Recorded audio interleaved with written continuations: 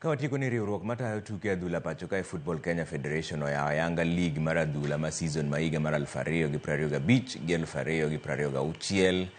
nyasi mane obagi e magawa moro buore Nairobi kae. Kinde ma riwruogno geto medo omenda ma joloch mar league dhi godo dala nyaka $50,000,000 kuom higni mabiro. Joloch ma season ma higa mar 2025 nyaka 2026